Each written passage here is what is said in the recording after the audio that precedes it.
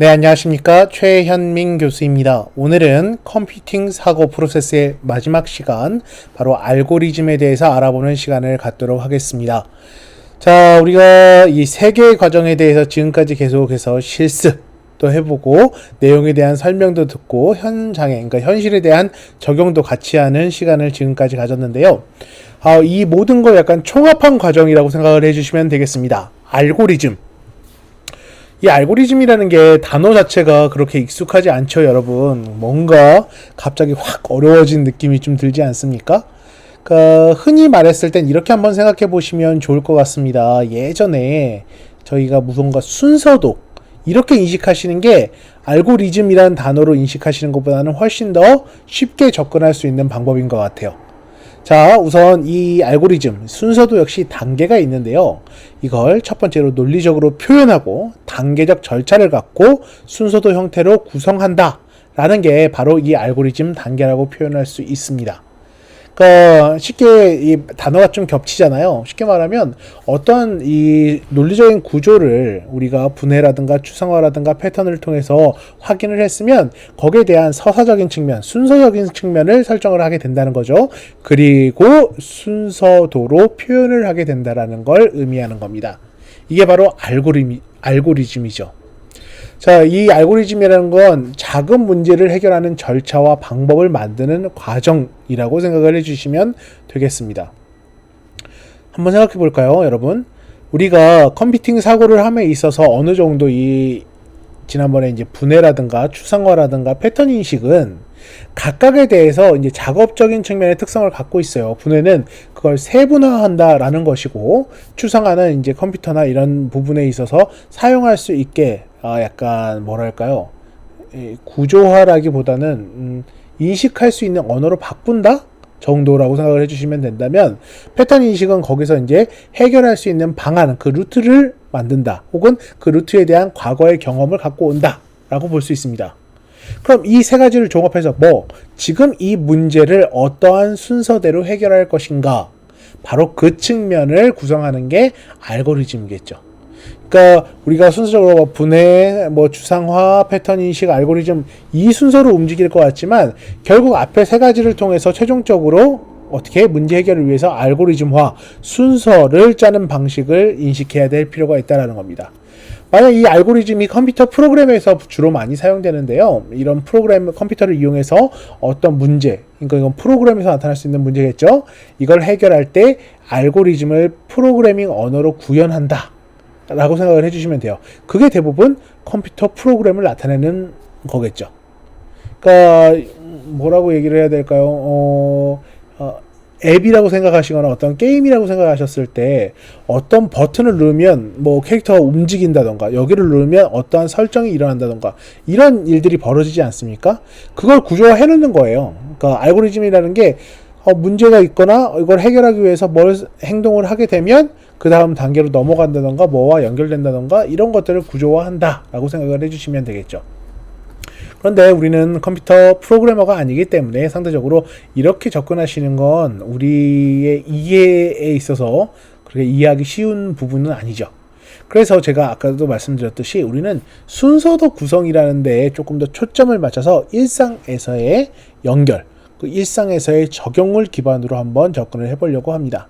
자, 순서도라는 건 프로그램이나 작업의 진행 흐름을 순서에 따라서 여러 가지 기호나 문자로 나타낸 도표라고 보시면 되겠습니다.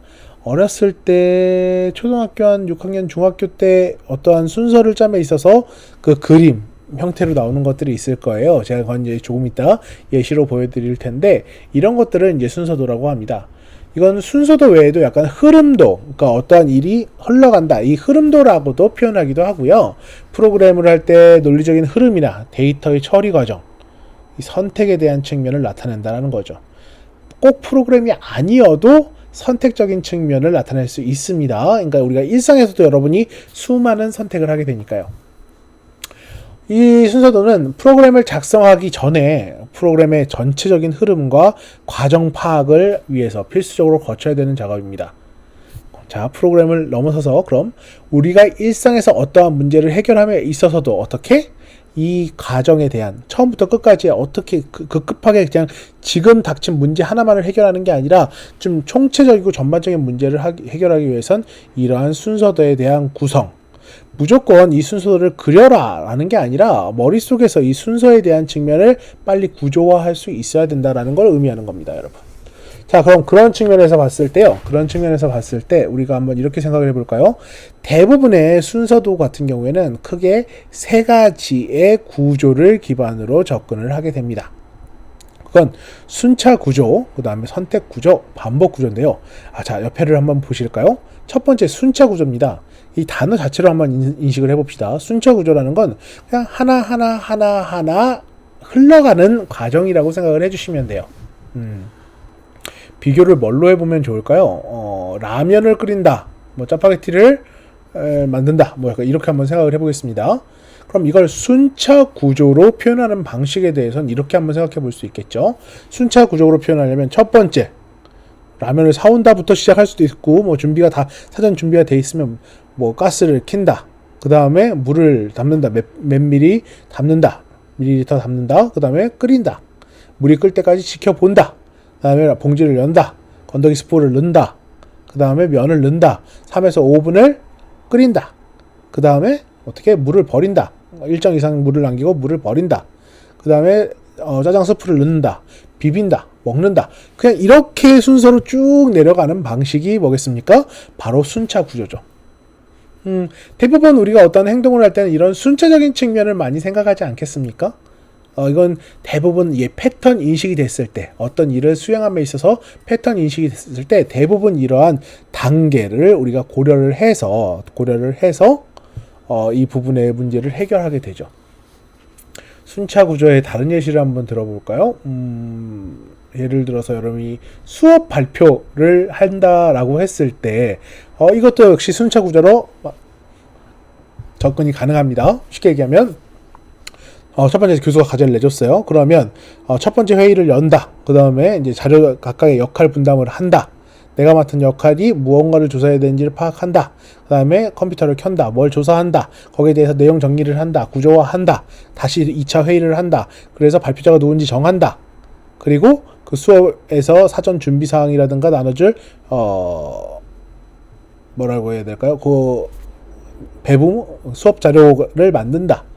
그 다음에 수업 발표를 진행한다. 뭐 이런 식으로 순차 구조로서 이렇게 다 표현할 수 있는 거죠. 거의 여러분이 하는 하루의 일과 자체도 이렇게 순차 구조로 우리가 표현할 수 있지 않겠습니까? 요새 저의 하루 구조에 대한 순차 구조는 아침에 일어난다, 세수를 한다, 이를 닦는다, 밥을 먹는다, 컴퓨터 앞에 앉는다, 촬영을 한다, 촬영 두 번째 촬영을 한다, 세 번째 촬영을 한다, 네 번째 촬영을 한다, 점심을 먹는다, 그 다음에 학생들과 상담을 한다, 운동을 간다. 이런 식의 순차 구조가 하루 일과로서 우리가 한번 시도해보는 측면에서는 이렇게 한번 생각을 해볼 수도 있을 것 같습니다.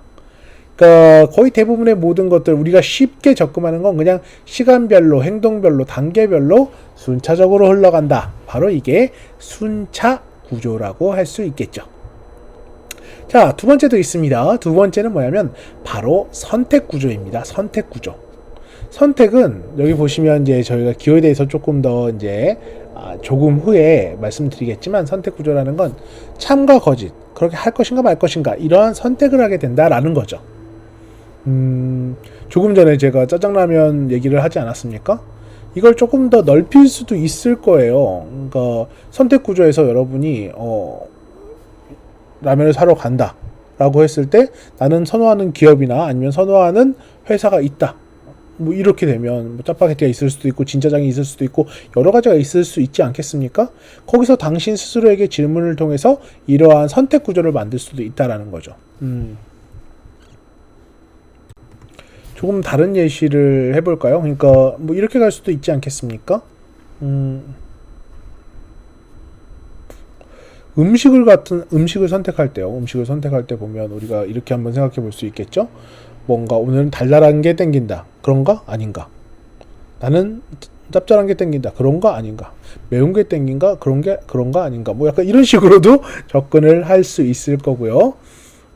또 뭐가 있을까요? 선택이라는 게 우리 일상에서 너무 많은 선택이 있어서 제가 지금 갑자기 예시를 들려니까 좀 떠오르지가 않는데 맞아요.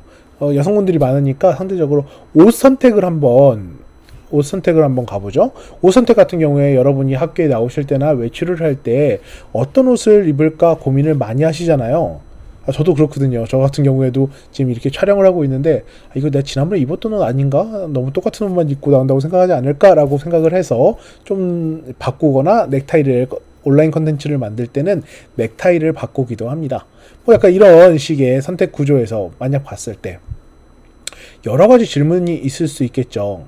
예를 들어서 첫 번째로 자, 오늘 날씨는 어떤가? 제가 하는데 옷을 고른다. 순차적으로 옷을 고른다. 내려왔어요.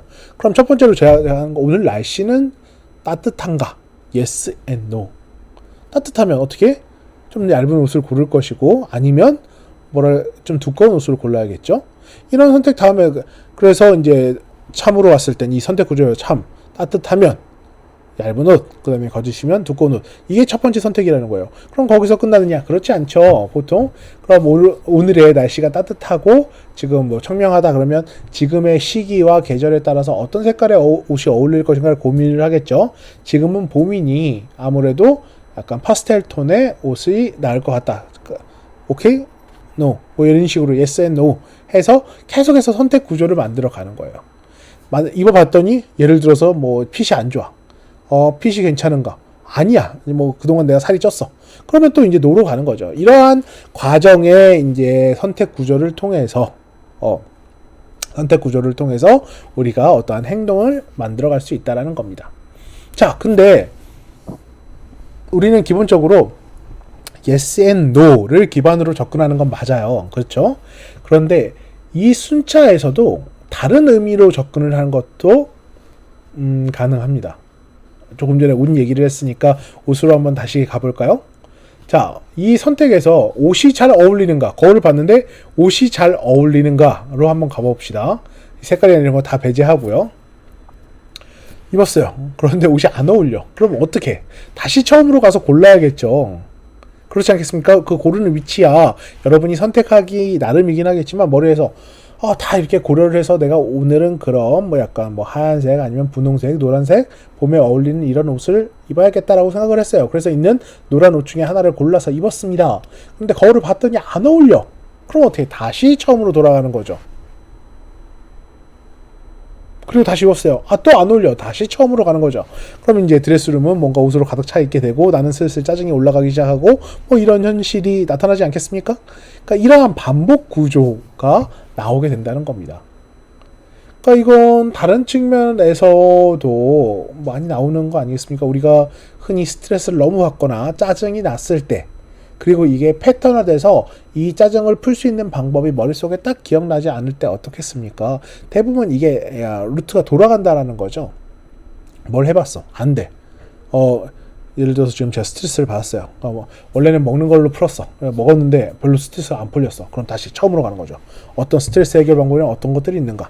선택 구조로서 여러 가지를 선택할 수 있게 되는 것이고 다시 거기서 또 안 풀렸어. 다시 돌아가는 거죠.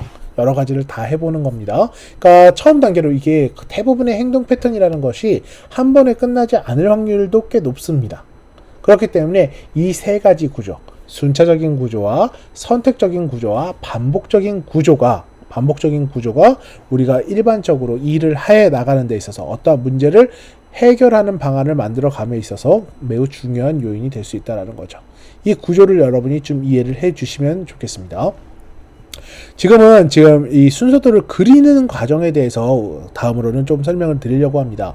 이 순서도에 대한 측면 있잖아요. 여러분이 이제 지금 설명 옆에 있는 부분을 보시면 아시겠지만 예전에 우리 어렸을 때 뭔가 중고등학교 시절에 기호의 의미로서 한번 봤던 측면이 있어요.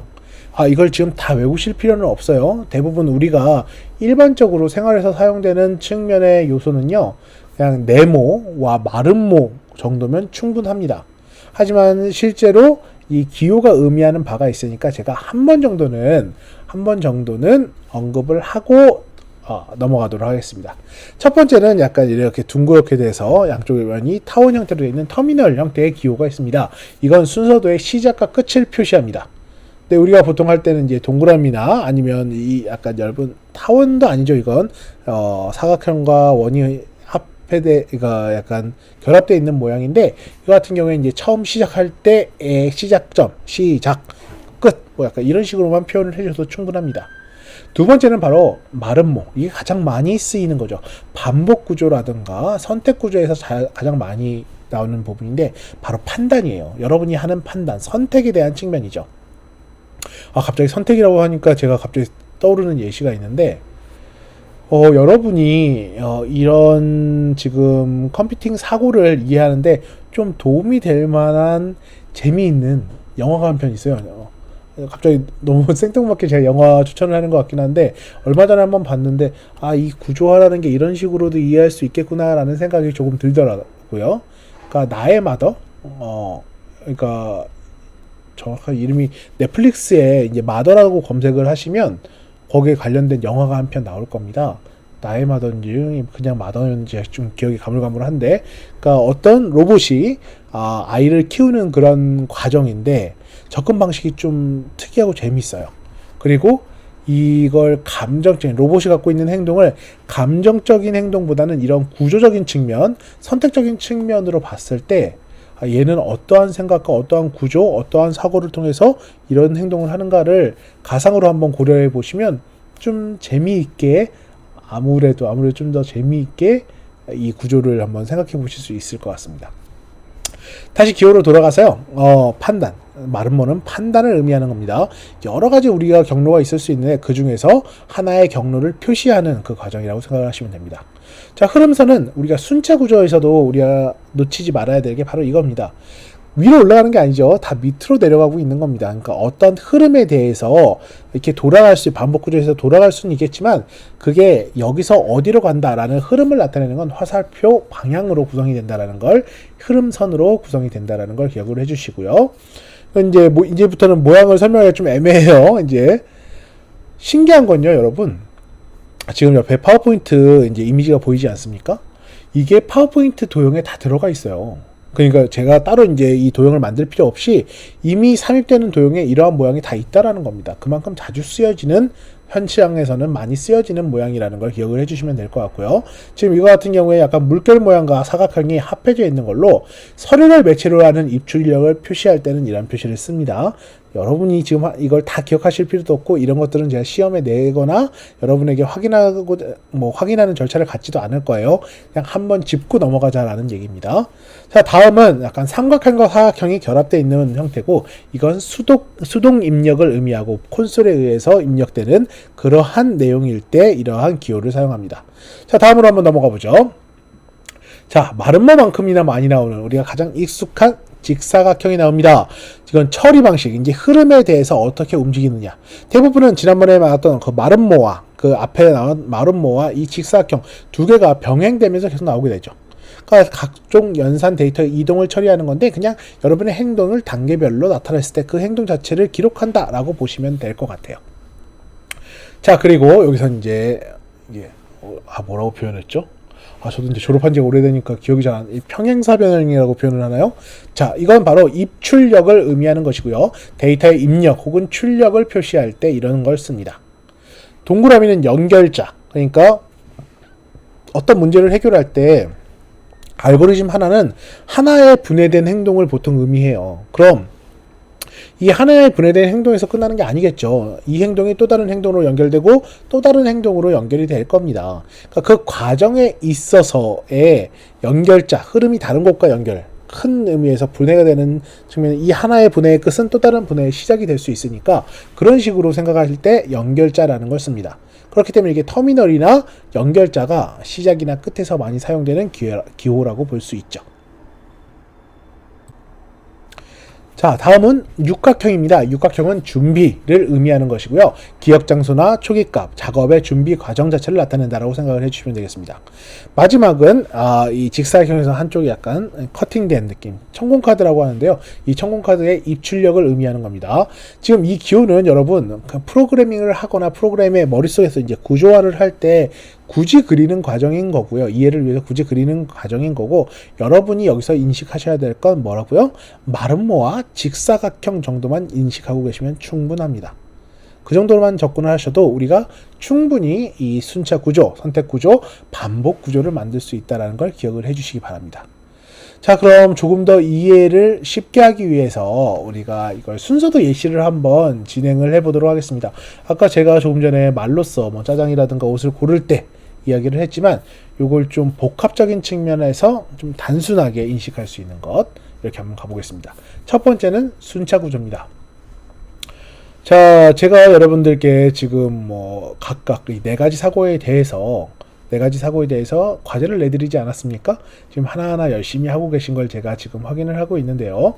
날짜는 중간에 약간 날짜 좀 기억을 해주시기 바랍니다. 보니까 이제 아무래도 이제 일정을 함에 있어서 조금씩 이제 과제가 밀리시는 분들이 계시는 것 같은데, 가능하면 제가 부담이 없는 과제를 드리기 위해서 노력을 하고 있으니까 그런 측면에서 날짜는 꼭 기록을 해 두시고 전날은 수행을 하실 필요가 있겠죠. 자, 이 순차라는 거, 과제를 시작했어요. 그럼 이 과제를 언제 할까? 어떠한 고민을 하게 되죠. 근데 고민을 하다 보니까 머리가 아파요. 머리가 많이 아픕니다. 보통 많이 그런 경우가 많겠죠. 그럼 어떻게? 그럼에도 불구하고 내일 과제를 내야 되니까 과제를 할 수도 있을 것이고, 그냥 내일 아침 일찍 일어나서 하지라고 생각을 하고 잘 수도 있을 겁니다. 그러니까 고민이 시작됐을 때 저도 이제 많이 이렇게 하는 편이긴 한데, 그 고민을 당장 해결한다 보다는 지금 머리를 깨끗하게 하는 게 좋기 때문에 우선은 한숨 잔다가 나은 선택일 수도 있죠. 그래서 고민 시작. 잔다. 자고 일어났더니 기억이 안 나. 고민 해결. 뭐 약간 이렇게 갈 수도 있습니다. 이건 그냥 하는 말은 아니에요. 왜냐면 대부분 우리가 그렇지 않습니까? 대부분 우리가 하는 고민들은 쓸데없는 고민들이 많다라고 하더라고요, 사람들이. 그러니까 연구에서 나와요. 대부분 일어나지도 않을 일에 대해서 고민을 하거나, 당장 어떤 행동을 해야 되는데 고민이 앞서거나 걱정만 앞서는 경우가 많다라는 거죠. 그런 측면에서 봤을 때 우리는 뭐랄까, 굳이 지금 고민에 대해서 이 고민의 시점 혹은 걱정의 시점만 넘기면 될 수도 있기 때문에 이게 하나의 패턴이 될 수도 있다는 겁니다. 자, 그럼 좀 전에 이 내용을 갖고 다시 선택 구조로 한번 가보죠. 과제를 할지 말지 고민을 시작했어요. 그래, 과제를 한다. yes and no 라고 봤을 때, yes, 과제를 한다 해서 yes 하면 과제를 시작하시면 되겠죠. no, 과제를 안 한다라고 선택했으니까 나의 선택권은 많아지는 거 아니겠습니까? 여러 가지 선택으로 이제 그림을 그릴 수도 있겠으나, 과제를 지금 안 하기로 했으니까 뭐 자면 되겠죠. 그래서 결국 고민 해결, 뭐 이런 식으로 가는 겁니다. 할까 말까에 대한 게 고민이었으니까 어떻게 보면 이 측면에서 둘 다 어떠한 행동, 순차로서 선택을 하게 되고 이걸 구분할 수 있게 된다는 것이죠. 일상에서 이런 것들은 정말 많지 않겠습니까? 특히 과제에 대한 측면도 있을 것이고, 아니면 남녀 사이의 대화에 대한 측면도 있을 것이고, 친구 사이에 싸움이 났을 때 사과를 한다. yes, no. 약간 이런 식으로 구조화할 수도 있겠죠. 그러니까 이러한 선택에 대한 걸 우리는 생각을 하면 할수록 이걸 다양하게 나타낼 수 있을 겁니다. 하지만 이러한 선택은 하나만 있는 게 아니겠죠, 여러분? 여러 가지 선택이 나올 수 있을 겁니다. 자, 그래서 두 번째 선택을 같이 넣은 내용을 갖고 한번 이야기를 해보도록 하겠습니다. 고민을 했습니다. 과제를 할까 말까 고민을 했습니다. 과제를 한다라고 결정을 했어요. 그런데 여기서 이제 우리가 보통 야간에 많이 과제를 하지 않습니까? 그러니까 하나 고민을 하게 되는 거죠. 그럼 야식을 먹을까 말까? 우리가 행동 패턴, 그러니까 우리가 오늘 밤에 하는 과제의 순서로서 봤을 때 과제를 한다라고 결정을 했으면, 안 한다고 했으면 그냥 피곤하니까 자면 그냥 끝이겠지만, 한다라고 했을 때, 그럼 지금 머리가 잘 안 돌아오고 배가 고프니까 야식을 먹을까 말까를 선택할 수 있겠죠. 그럼 야식을 먹으면 어떻게 했습니까? 배부르게 이제 과제를 할 수도 있고, 여기서도 또 다른 선택이 있겠죠. 배부르니까 갑자기 생각이 바뀌어서 과제를 하기 싫어서 안 할 수도 있을 겁니다. 그렇게 표현할 수도 있을 거예요. 야식을 안 먹으면 배고프게 짜증이 난 상태로 과제를 해야겠죠. 이건 이제 개인의 선택에 따른 부분 아니겠습니까? 이게 미묘하더라고요, 현실에서는. 저도 이제 밤에 무언가 일을 해야 될 때, 오늘 이 정도 일을 해야 되는데 하면서 고민을 할 때가 좀 있어요. 근데 너무 과하게 먹으면 배부르니까 졸립더라고요. 근데 안 먹으면 좀 짜증이, 배고프니까 짜증이 나갖고 뭔가 머리가 되게 안 돌아가요. 그러니까 여기서 이제 선택권이 여러 개가 될 수 있겠죠. 뭐 배가 부른가, 뭐 이런 것들이 또 넣을 수도 있을 것이고, 하여튼 이러한 선택을 통해서 과제를 하고 야식을 섭취하는가, 각각에 대한 yes or no에 대한 선택을 설정함으로써 우리는 이 컴퓨팅 사고로서의 흐름을 잡을 수 있다는 겁니다. 자, 그럼 이러한 순서가 선택과 순서를 고려했다면 반복은 어떻게 될 것인가? 반복은 어떻게 될 것인가? 제가 조금 전에 말했던 그 내용을 기반으로 한번 생각해 보시면 좋을 것 같아요. 제가 말씀드렸잖아요. 먹었는데 너무 배부르면 다시 생각이 바뀌어서 졸리고, 너무 배고프면 또 머리가 안 돌아간다. 그래서 제가 또 다른 형태의 의견을 한번 드려보도록 하겠습니다. 뭐 어떤 야식을 먹을까라는 거죠. 자, 우선 고민이 조금 바뀌었어요. 그러니까 어떤 야식을 먹을까? 표현을 하기에 따라서 달라집니다. 하지만 이제 저는 이렇게 한번 설정을 해봤습니다. 첫 번째, 라면을 먹을까? 예스. 그래, 자, 라면을 먹었어요. 그런데 아직 배고파. 배가 부를 수도 있겠죠. 그럼 부르면, 자, 배부르게 됐으니까 뭔가 고민 해결이 됐다라고 칠 수 있겠어요. 근데 라면을 먹을까 해서 라면을 먹었는데 아직 배고파. 그럼 또 다른 선택으로 가야 되는 거예요. 이 선택이라는 흐름은 다르게 접근할 수도 있어요. 지금 우선 기본 줄기부터 한번 정해 볼게요. 자, 보십시오. 라면을 먹을까? yes, 라면을 먹으면 됩니다. no, 안 먹는다는 거죠. 그럼 뭐 치킨을 먹을까? yes, 치킨을 먹으면 되겠죠. 근데 안 먹는 게 될 수도 있겠죠. 족발을 먹을까? 먹을 수도 있죠. 안 먹을 수도 있어요. 근데 위에 순차적으로 봤을 때 라면을 먹을까? 먹었는데 여전히 배고파. 그러면 다시 또 다른 선택지로 가야 될 필요가 있는 거죠. 아직 배고파서 어떻게 치킨을 먹을까? yes, 치킨을 먹어. 아직 배고파. 그럼 또 시킬 수도 있는 것이고. 그렇게 해서 아직도 계속 배고프면 배고프게 과제하기라는 이 순차로 가는 것이고, 아직 배가 안 고프면 이제 바로 고민이 해결되는 쪽으로 가는 겁니다. 그러니까 이건 제가 어떻게 보면 약간 억지스럽게 이걸 만들어 놓긴 했는데요, 여러분. 일상에서의 여러분들의 모든 행동은, 모든 패턴은 이렇게 구조화할 수 있다라는 거예요. 우리가 굳이 이걸 구분을 안 해서 그렇지, 막상 순서대로 작성을 할 때는 정말 수백 가지의 복잡한 형태의 내용으로도 구성을 해볼 수 있다라는 겁니다. 그걸 기억을 해주셔야겠죠. 자, 그래서 이제 이 측면의 순서도 예시를 이렇게 제가 계속 보여드리고 있는데요, 여러분. 이걸 현장에서 사용할 때는 좀 어떤 식으로 사용할 것인가, 요걸 한번 좀 더 이야기를 해볼게요. 자, 이거 같은 경우에는 이제 어떠한 공사, 인테리어 공사라든가 뭔가를 할 때 하는, 그쪽 업종에서 할 때 하는 이 패턴인데, 살짝 한번 볼까요? 지금 여기 있는 건 뭐냐면 순차 구조로만 나타나 있는 거예요. 보시면 계약 체결이 있고, 산재보험 가입을 하고, 성면 조사를 하고, 건축물과 여기 사이즈에 따라서 뭔가를 노동청에 대한 접수가 들어가고, 폐기물 신고를 하고, 그 다음에 멸실 신고를 하고, 정화조 청소를 하고, 비계를 설치하고, 성면을 해제하고, 뭐 이런 철거 공사를 하고, 이 순서가 뭐냐면 대부분 이런 인테리어 공사라든가 아니면 건축물을 만드는 공사를 할 때 쓰여지는 순차적인 측면이에요. 그러니까 이게 구조가 돼 있어요. 이제 이 사람들은 뭡니까? 이 구조가 거의 다 패턴화돼서, 이런 새로운 일을 맡았을 때 거의 다 이 패턴으로 움직이게 될 거라는 거예요. 근데 여러분도 마찬가지예요.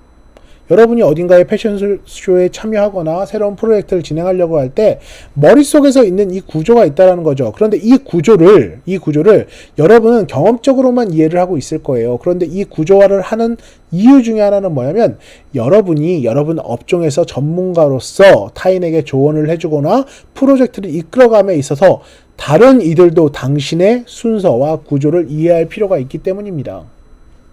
단순히 여러분들이 나만 이 문제를 해결하면 돼가 아니라, 일이라는 건 어떻습니까? 대부분 누군가와 함께 하는 경우가 많죠. 그러니까 매뉴얼이 필요한 것도 이런 거 아니겠습니까? 초반에 어떤 회사에 들어갔을 때 전화 상담사로 들어간다라고 쳤을 때 응답 매뉴얼을 주잖아요. 이런 거랑 비슷한 것이라고 보시면 돼요. 여러분이 이 매뉴얼을 만들 수 있는 사람이 되어야 된다는 거죠.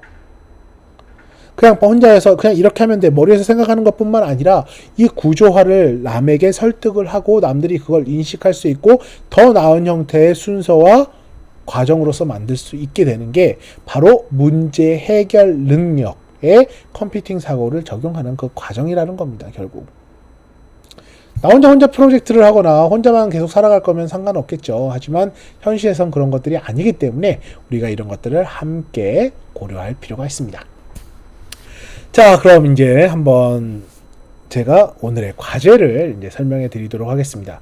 오늘의 과제 같은 경우에는요, 오늘의 과제를 잘 참여를 해 보셔야, 열심히 한번 참여해 보셔야 다음 주에 제가 제공해 드리는 이제 중간고사 과제로 대체하는 그 중간고사를 원활히 하실 수 있습니다. 어떻게 보면 그 중간고사 과제를 하기 위해서 가장 중요한 게 오늘의 과제 실습이라고 볼 수 있을 거예요. 예제는 이제 크게 이제 한 4가지 정도가 되는데요. 한번 볼까요? 옆에 보시면 여러분의 하루 일과 그냥 가벼운 일상생활의 어떤 요소가 될 수도 있겠지만 가능하면 그 일과라는 게 예시를 들어놨습니다.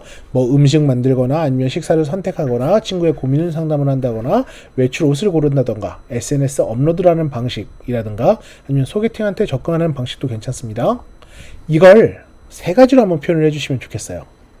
순차구조, 그 다음에 뭐 일과 예시에서의 이제 선택구조, 그 다음에 반복구조. 제가 이번에 첨부 파일은 한글 파일이 아니라 저걸로 드릴 거예요. PPT 파일로 드릴 겁니다. 그리고 PPT 파일에 제가 시작점과 끝점을 작성을 해둘 거예요. 그리고 모형도 같이 만들어 두도록 하겠습니다.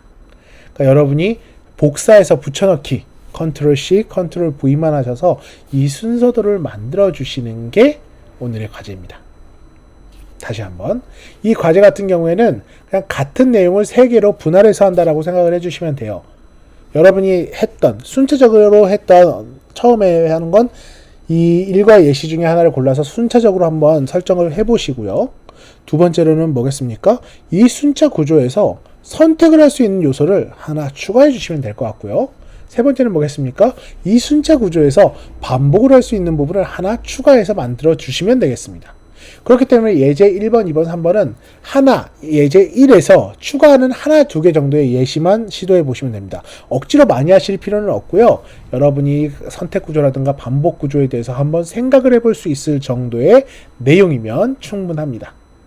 그리고 많이 뭔가를 할 필요는 없어요. 순차 구조 웬만해선 여러분 5단계를 넘지 마시기 바랍니다. 5단계. 이건 선택 구조와 반복 구조도 마찬가지예요. 이건 길게 여러분의 뭐 하루 일과를 제가 다 파악하고자 하는 게 아니기 때문에 그런 측면에서 5단계의 순차 구조를 처음에 만들어 놓고 이 5단계 안에서 예제 2는 뭐 어떻게 바로 선택 구조를 포함시키는 거고 예제 3은 어떻게 반복 구조를 포함시킨다라고 생각을 해 주시면 되겠습니다.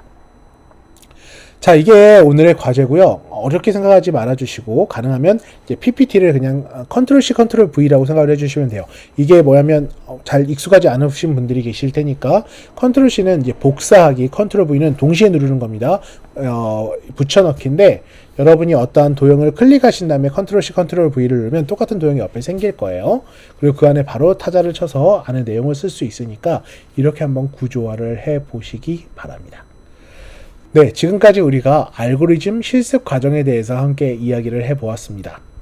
어떻게 보면 좀 쉬울 수도 있고요. 어떻게 보면 굳이 머리에 다 있는데 이걸 이렇게 구조화를 해야 될 필요가 있을까라는 생각이 드실 수도 있을 겁니다.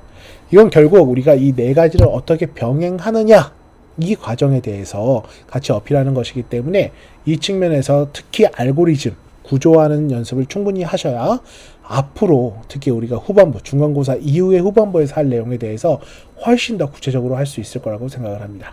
자, 그러면 오늘 6주차 수업 여기까지 진행을 하도록 하겠습니다.